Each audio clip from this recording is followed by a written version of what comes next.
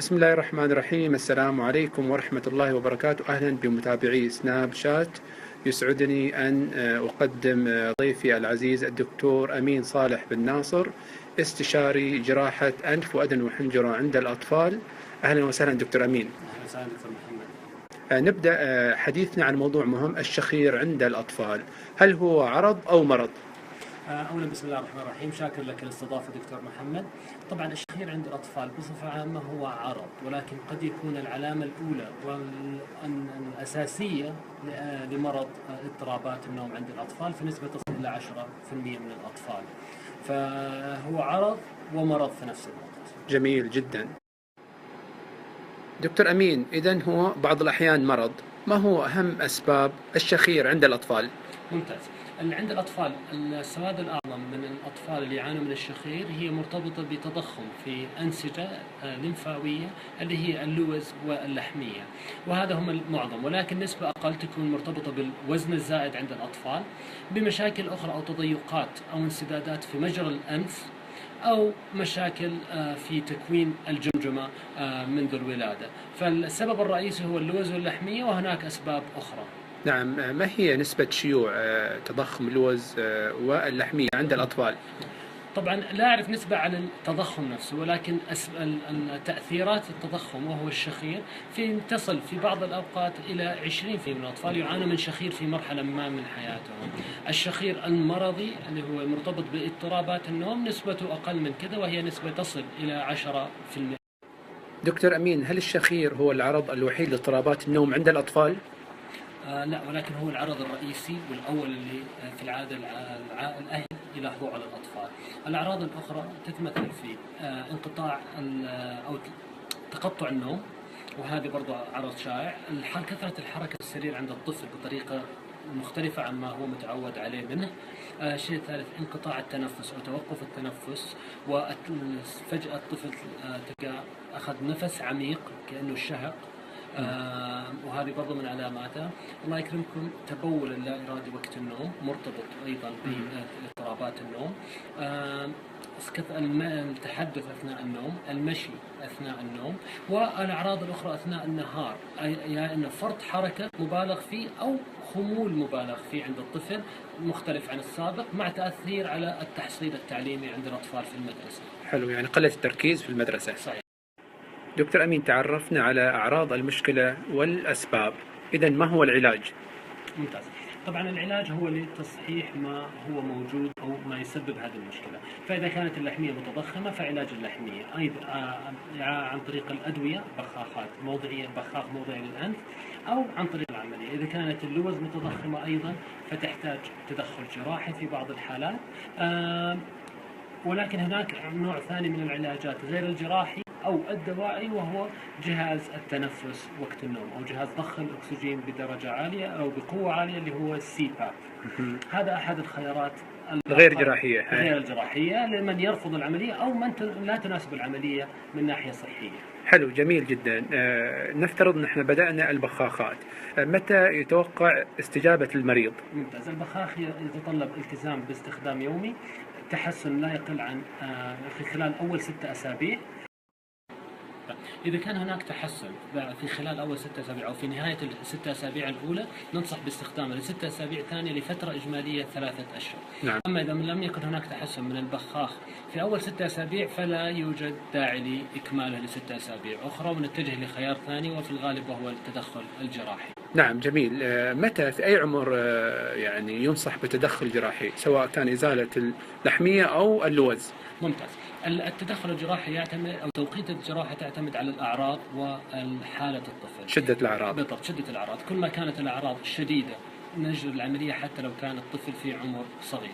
بصفة عامة نفضل عدم إجراء عملية اللوز في أطفال أقل من عمر 3 سنوات للمناعة، وهي شيء ضعيف وغير مثبت بإثبات قوي، أو اللي أهم كده اللي هي لتحمل المضاعفات بعد العملية. ولكن إذا كانت حالة الطفل تستدعي فيتم إجراءها متى ما دعت الحاجة. نعم، جميل جدا. دكتور أمين، إزالة اللوز وهو إجراء شائع جدا، هل هو آمن أم خطير؟ طبعا هي عملية جراحية تعتبر من العمليات الآمنة وعمليات اليوم الواحد في معظم الحالات، ولكن أي عملية جراحية تحتمل مضاعفات ما بعد العملية. المضاعفات ممكن تحصل أثناء العملية وهي قليلة، ولكن قد تحصل ما بعد العملية. أبغى أتكلم عن مضاعفتين اثنين شائعة، أو على الأقل واحدة منهم شائعة والثانية خطيرة. الأول الألم ما بعد عملية اللوز ألم شديد جدا، لأنه في مجرى تنفس ومجرى بلع. الألم يستمر أو يتزايد في خلال أول 5 أيام، ويستمر إلى 10 أيام ما بعد العملية، ويستلزم علاجات مسكنات بانتظام في أول أسبوع إلى 10 أيام بعد العملية. المضاعفة الثانية هي أقل نسبتها، وهي نسبة تصل إلى 3% من الحالات، وهي النزيف ما بعد العملية. قد يحصل في أي فترة من أول يوم إلى 14 يوم بعد العملية، شائعا ما بين 5 و10 يوم. هذا النزيف يحصل ما بين 5 و10 يوم. قد يكون مجرد مقدم تطلع من الطفل، وقد تكون لا سمح الله نزيف شديد، الطفل يستفرغ دم وكميات من الدم. في حالة حدوث شيء مثل هذا يجب على الأهل أولا عدم وضع الطفل في وضع استلقاء حتى لا يبلع الدم. الشيء الثاني أخذه مباشرة إلى أقرب طوارئ، وإذا كان في صعوبة الاتصال على الهلال الأحمر بالذات في أوقات الذروة حتى لا يتعطلوا في السير أو في زحمة المرور.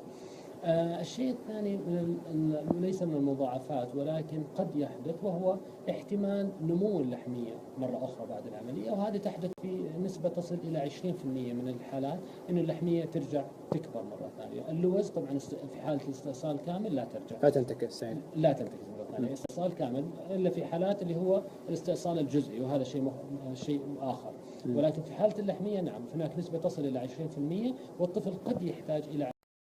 دكتور أمين، شخصنا الطفل بالشخير وعرفنا السبب هو اللحمية وأجرينا العملية، متى يتوقع تحسن الطفل؟ ممتاز. طبعا ما بعد العملية في العادة الشخير يكون أكثر مما قبل العملية، وهذا بسبب الوذمة اللي تحصل أثناء العملية. طبيعي نقول للأهل لا تتوقع أي تحسن قبل أسبوعين بعد العملية، وفي بعض الأوقات التحسن يكون 6 أسابيع بعد العملية حتى تلاحظ تحسن واختفاء الشخير أو المضايقة النوم عند الطفل. الشيء الثاني الألم يستمر في بعض الأوقات 10 أيام إلى 10 أيام ما بعد العملية، فلا تتوقع أن الطفل مباشرة بعد أيام قليلة أنه حيرجع لوضعه الطبيعي. بالنسبة للصوت ما بعد العملية، في بعض الأطفال يتغير صوتهم ويستقر 6 أسابيع بعد العملية إلى الصوت الطبيعي في معظم الحالات.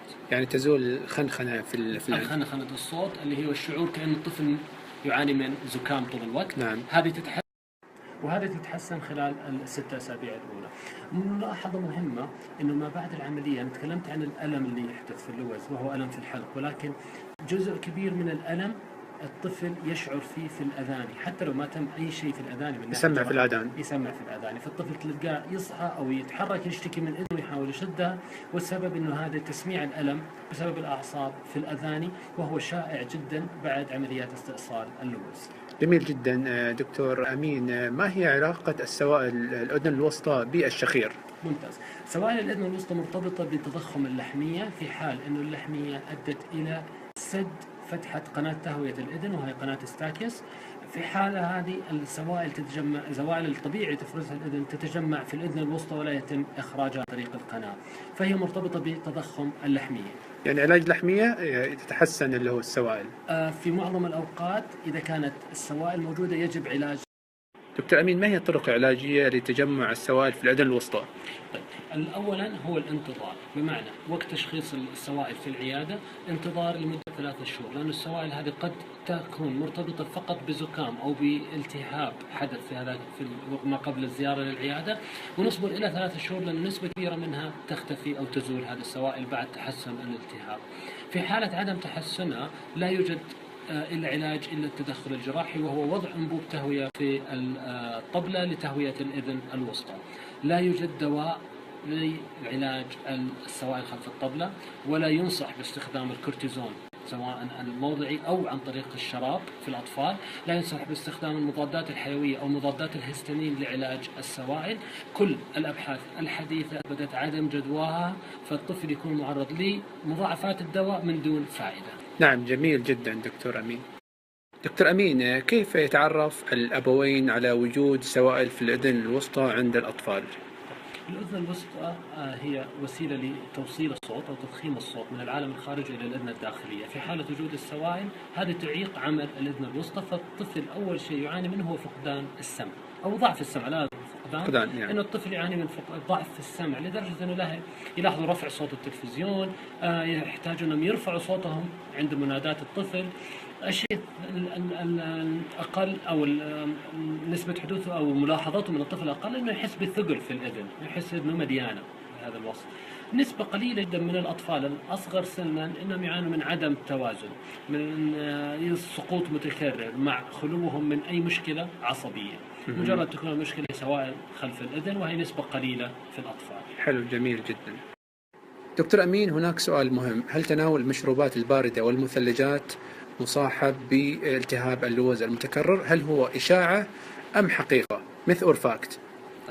هذا السؤال شائع جدا، وملاحظة مرتبطة في أذهان كثير من الناس أنه إذا شرب البارد أو أكل آيس كريم أنه مجرد أكله وشربه يتعرض لالتهاب في اللوز.